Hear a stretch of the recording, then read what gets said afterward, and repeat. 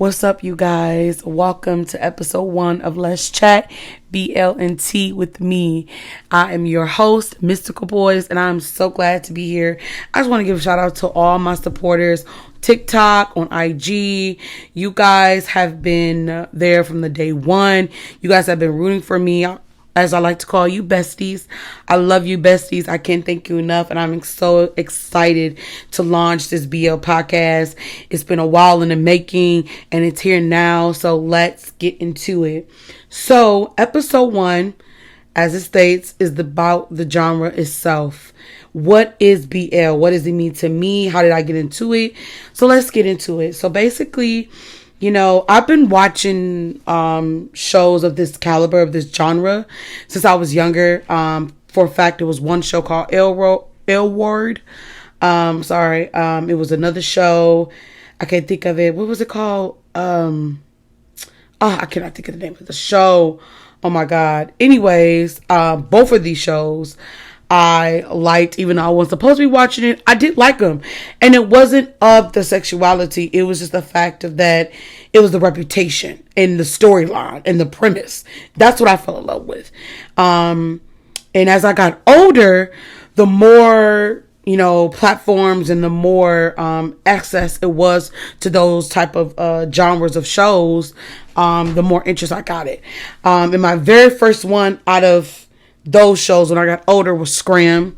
I watched all the Scrams, all the different ones from different countries, fell in love with them. And my first BL outside of that, as far as Thai BL, was Lovesick. That was the very first drama I watched with Captain. Y'all know I love me some Captain. I love me some Captain, y'all know, but I loved them ever since then.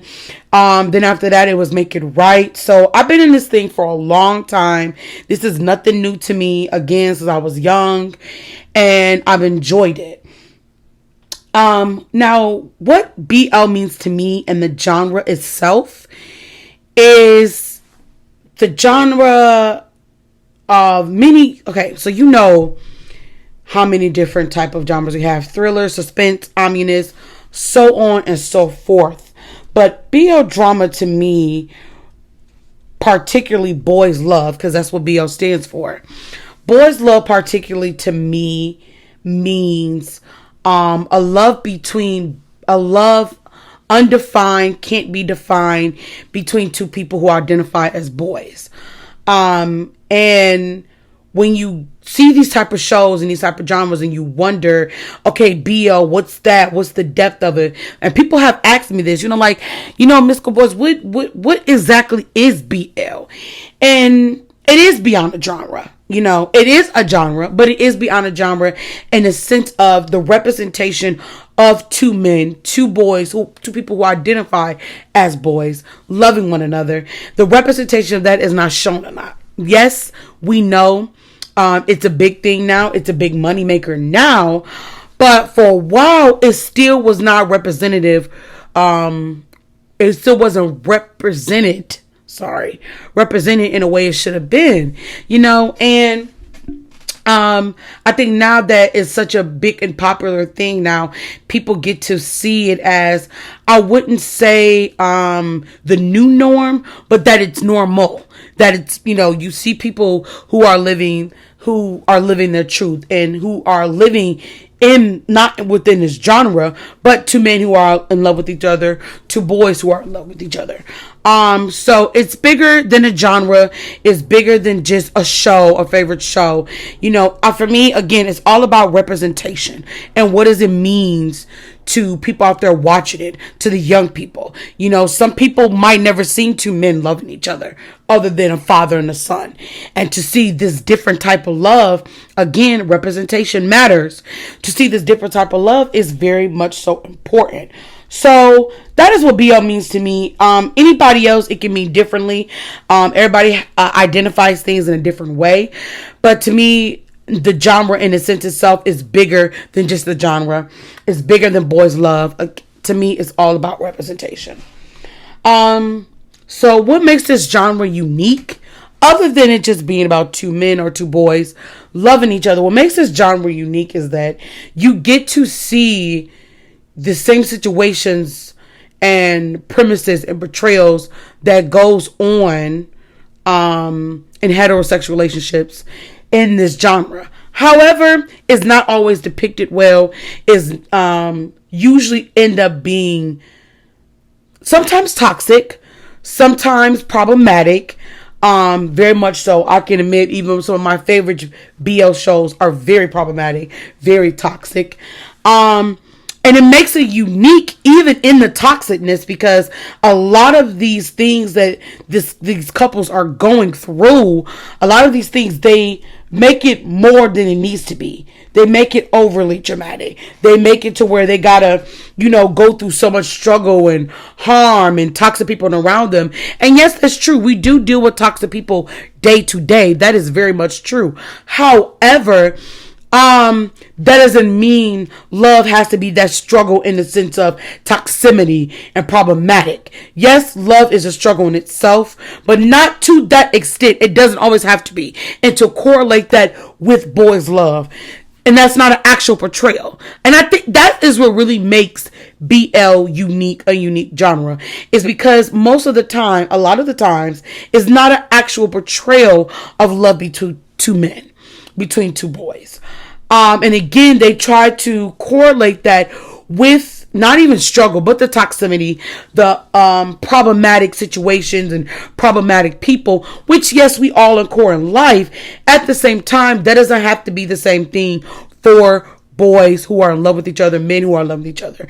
That's not accurate. That's not the case. Yes, they go through the same things a heterosexual couple does go through, but it doesn't always have to be this painful, dramatic, overly dramatic. And when I mean overly dramatic, I mean just making it more than what it needs to be, putting unnecessary characters or story plot lines that it doesn't need to be. Just make it two people falling in love with each other, And yes, you can see that struggle of love and that struggle of perseverance, but it doesn't have to be so toxic. It doesn't have to be so problematic.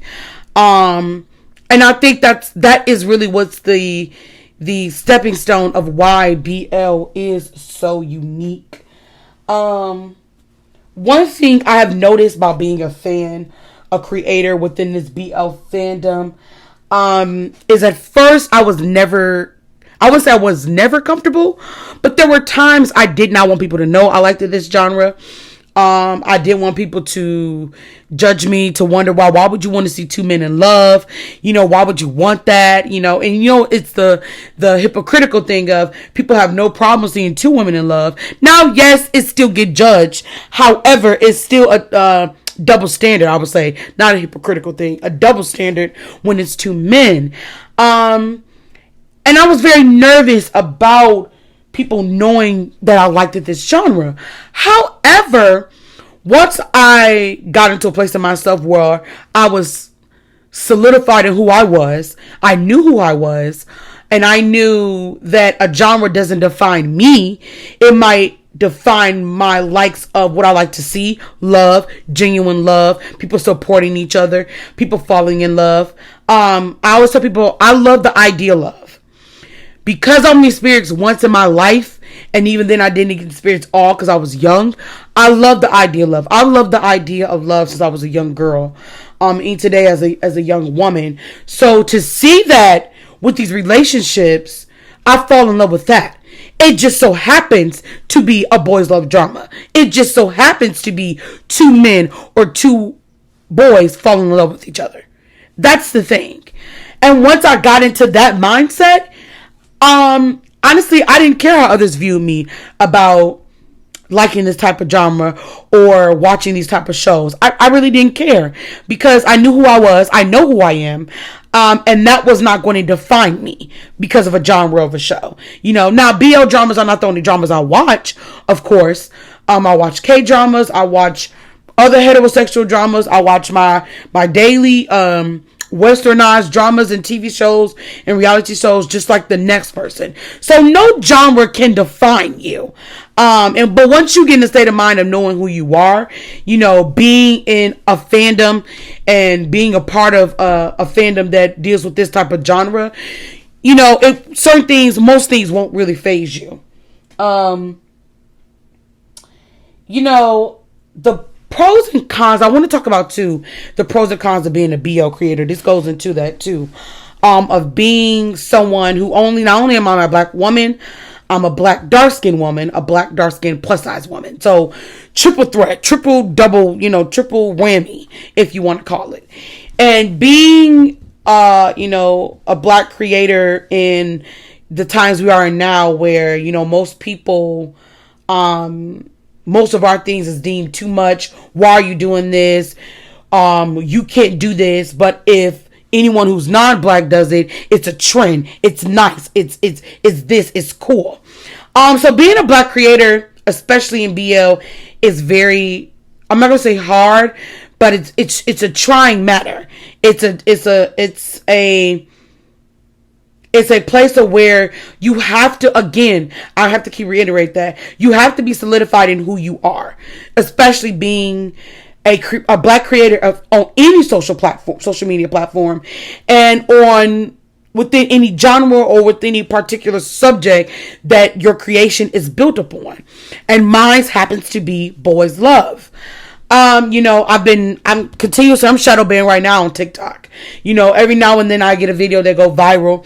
I'm saying whatever, but they shadow ban black creators, and they even shadow ban BL creators who happens to be black. Or just because they're black. So the pros to it is when you put yourself out there as a BL creator, a boys love creator, and which basically what that means, if you don't know what a BL creator means, basically it's someone who takes that genre, use it as their platform, to create, commentary, to create their opinions on different shows, and to reach out to other people to let them know, hey, you're not alone. I watched this too. I like this too. This is my thoughts on this too. Yada, yada, yada. And also a part of being a BL creator is once you done set that platform and once you done put it out there, your expectancy to come back is for people to say, hey, finally someone watched this, and hey, finally someone who looks like me or my people, particularly someone who's black, watches this too. Because I've met a lot of my besties, aka my followers, that I've met and encountered and talked to outside on the video commentaries I've made over the past year. They have told me, thank God I met you, because I hadn't had no one to talk with this about, especially no one that looked like me.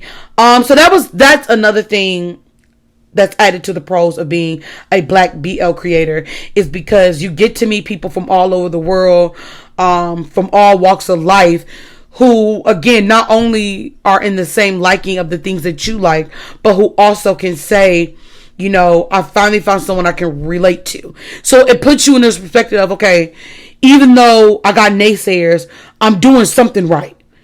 Because out of all the naysayers, I still got 5 people telling me thank you. And you have to look at that. And that is one of the biggest pros of being a BL creator. Another pro is that once you build up your platform and it gets more and more out there, you might have interactions you never thought you would have interactions with. I've met a few people, with me doing my BL channel and my TikTok. I've met a few people from Thailand. I never thought I would have associates from Thailand, but I did. And they were just amazed by how someone in the Western Hemisphere who happens to be black is actually likes the same shows that they have.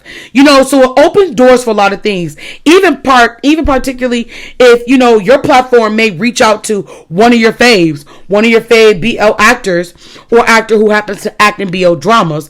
I like to say better. They might respond. They might like your video, or give you a shout out. So it opens a lot of doors to a lot of things, to a lot of different people, to people you never thought would respond, to people who you never thought would say, hey, I love this, keep doing it. So it opens a lot of doors. Those are the biggest pros to being a BL creator, especially a black BL creator. Now the cons. I've had people tell me I need to stop. You're not a part of LGBTQ plus. You're a fetishizer. The biggest one I've got is you're a fetishizer. And I see that with a lot of people. because people, if I don't have in my bio what I identify as sexually. My pronouns, yes. I don't have the gay pride flag. I don't have the rainbow. I don't have LGBTQ plus in my bio. However, that doesn't mean you know my sexuality. That doesn't mean you get to tell me my sexuality. And that's the biggest thing I've dealt with while being a BL creator. The biggest con to it is that people assume you're a fetishizer. They assume that this is the only thing you think about, you dream about. This is the only thing you talk about. Yes, I talk about it a lot on this platform because this is what this platform, this page, this TikTok, this platform is for. My TikTok is for my BL commentary. Me to brag about my favorite BL actors, shows, for me to give out recommendations to people who say, hey, what's BL? Once I let them know, okay, can you give me some recommendations? That's what my platform is for. And for people to call me a fetishizer, it doesn't hurt, but it irritates me because I know who I am, and it's not that you are making me feel like I don't know who I am. It's the fact that you are putting it's the word I can't even think of, but you are putting a stereotype out there that the only people who watch these shows are people of the LGBTQ plus community, and if you're not of that community, you can't watch the show. Well, you don't know. All because it's not in my profile, in my bio, you don't know what I identify as. You don't know who I identify as unless I tell you, unless I educate you. So you are no one to tell anyone what they fetish. Maybe people need to take time to realize and identify what a fetishizer is. Because you got people, I know people who only watch Kdramas. They don't really care too much for westernized, shows. They like some of them, but they like K-dramas more. You think I'm going to call them a Korea boo because of that? No. It's some Western dramas I don't like that I love K-dramas over. But that doesn't define who I am. And that doesn't give you a leverage to say, well, if you only watch this genre or if you like this genre, you're a fetishizer. So I really appreciate you guys to cut that shit out. Nobody asked you. All because you proudly pronounce in your bio and who you are and what community you're part of. That's fine. I give you praise for that. But you do know there's people out there who are not comfortable to do that, who is not safe to do that, and or who are not in a space where they know who they are yet. They're still trying to figure it out. So they can't put a label and title on it. But you can't put a label and title on them, vice versa, and call them a fetishizer because it's a genre. It's a genre. People, y'all have to stop doing that. It's a genre. You cannot gatekeep a genre at all. Just leave it alone and stop putting a label on people who likes a certain genre. And if you don't know, and a lot of people who do that, if you're the person who do that, let me give you something, a little tip that you have not educated yourself on. This genre was actually put out and started to appeal to people not of that same community. Meaning, when they put these dramas out, they do it to appeal of a community that's not a part of the LGBTQ plus community, and so on. Yes, that's facts. If you look it up, that's facts. That's not an opinionated statement. That's not of a hearsay. That's something I educated myself on. That's what these genres are appealed to. So, even though I would say, why would you not appeal to the community that you're portraying, which makes sense to me, but it is facts that is put out to appeal to the community outside of that community. And that's not even on a fetishization. That's just because of getting people who's not within that community to see, hey, these type of problems you're going through in your relationship, they do too. They're just as normal as you. They're going through the same thing. Now, does that exclude the toxicity and problematic BOs they put out? No. But that's the backstory. That's the stand the leg is standing on as to why that genre is portrayed to that certain community. Out of the community it's portraying. So again, please leave the fetishizing word at home. That's what is not it. Do not assume someone's sexuality. Do not assume someone's preference, gender identity because they aren't pronounced it. And because they are pronounced it, because you can't see it, then you automatically assume they're a fetishizer and or cis heterosexual. So just stop it. Just stop it. The last con for being a BL creator, particularly a BL black creator, is the people who find your content and use it as a way to spread more lies and hate. You know, I've had people, I have to continually check them when they come on here. Listen, that's not what we do over here. That's not what we do. That's not what I'm about to allow, you know. And the thing is, I have no problem with people commenting their opinions. But when you're not going to do a comment, your opinions off as facts. And then when someone tries to educate you, you get mad or you want to be combative. No. And that's one of the biggest things. That's one of the biggest things about being a BL creator. The biggest, one of the biggest con. The second biggest con is you having to deal with the naysayers who come on your page to troll, to spread hate, to spread lies. And one thing I've noticed about BL genre itself is that a lot of fans who get into this genre of TV shows are coming off the recommendations of other fans. However, the fans that's already been there sometimes don't educate themselves on things.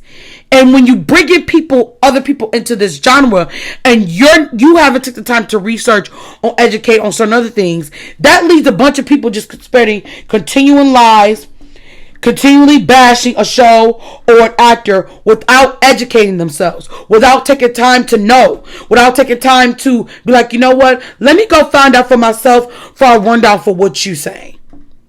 You know, and it hurts your creations and your platform as a BL creator, because once you make a commentary about their genre or praise them, say how good they look or interaction you may have with them, here comes those people who've been, spreading other lies and other false allegations to other people. Here they come on your content with the same mess. And it can be very irritating, very annoying. And I just despise it a lot of the times. I have prone myself to, if it's something problematic, if it's a lie that's spreading, I immediately either delete it or check them.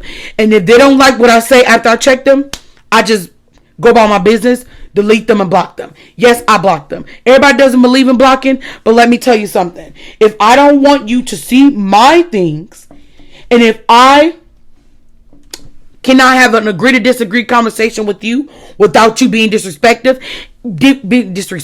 and without you actually taking it to the initiative of, okay, I'm learning something, let me sit back, adjust that, and then we could come back to the conversation later. If you just taking it as, no, you can't tell me nothing, that's how I feel, that's the truth. Well, no, your feelings doesn't equal facts. That's why it's the feelings. That's why it's called an opinion. That doesn't equal facts. I don't want you to see my content. I don't want you to be around me. So, that's usually how that goes. Lastly, I had a question that was sent in, and it says, does the genre implicates the reality of gay men or gay boys? And I have to say, I talked about this, I reiterated this earlier. Sometimes, I wouldn't say sometimes I do, because I'm not a gay man. Yes, I have gay male best friends. I have gay people in my family. People within the LGBTQ plus community themselves. So yes, that is very true. In that I am associated with the likes of those people. However, I will say, even though I don't know the exact reality, because I'm not a man, I don't identify as a man, and I don't live as a gay man, I will say this. Whatever their ideology or their consciousness of what a gay couple is, again, it always realms in toxicity and being problematic and everybody is, yes, homophobia is real, but sometimes these dramas it's just be like unnecessary homophobia, unnecessarily characters who don't need to be there, or characters you make homophobic that was nowhere like there in the book or manga it came from. So why are you making them homophobic? Why are you bringing extra toxicity that it doesn't need? Yes, homophobia is very much real. Again, I am associated with those people within that community, and I have witnessed myself what that looks like towards them. However, at the same time, it's not all pain. It's not all everybody around them is homophobic. It's not all so much toxicity. Yes, they go through a lot, especially even black trans women, particularly black trans men, black trans period, goes through a lot, are killed just for being black trans. And I just wanted this disclaimer. If this is triggering for anybody, I sincerely apologize. But that's just facts. That goes into the reality. So yes, it's a lot of toxicity, or not even toxicity, but trauma within those people. Yes, they endure trauma, but everybody endures trauma. However, a lot of these genres take the trauma and the toxicity with it and overdo it, and they drag it out, and they make it, again, it's my favorite word, they make it unnecessarily. I'm not saying the drama has to be all rosies and posies, because that's not reality. We know day-to-day relationships are not rosy and prosy. You have your good days in your relationship, and you have your bad days. However, at the same time, that doesn't mean that gay love has to equal trauma. Gay love has to equal problematic situations or problematic people. Or gay love has to equal toxicity and trauma and problematic all together. That's not true. That's not it. That's not factual. So that in itself does rub me the wrong way. I do not like that. And this is coming from off of my experience of what I witnessed of people close to me within that community. So I really appreciate you guys tuning in today. I really appreciate you guys listening to me. I know I stumbled over a few words. I know I might have babbled a little bit maybe off topic, maybe not. But thank you for y'all continuous support, y'all continuous love. If you haven't heard, yes, I do have a personalized photo business called Mystical Cards. If you go to the link in my bio to my IG on my TikTok, which is _mystical.boys, BOYSSS, 3 S's. Click the link to my IG. If you go to my IG bio, once you get to Instagram, I have an order form link there where you can put in the order for your cards. For all the people who's been putting in orders, don't worry, I got you. Your orders is coming. I just have to keep reiterating, thank y'all so much for your support. As this first season goes along, I want to do a daily episode shout out to a certain follower, to one of my biggest supporters, many of my supporters. And the first shout out I want to give out is to my baby Olive Tonks. You can follow Olive Tonks on TikTok and on Instagram.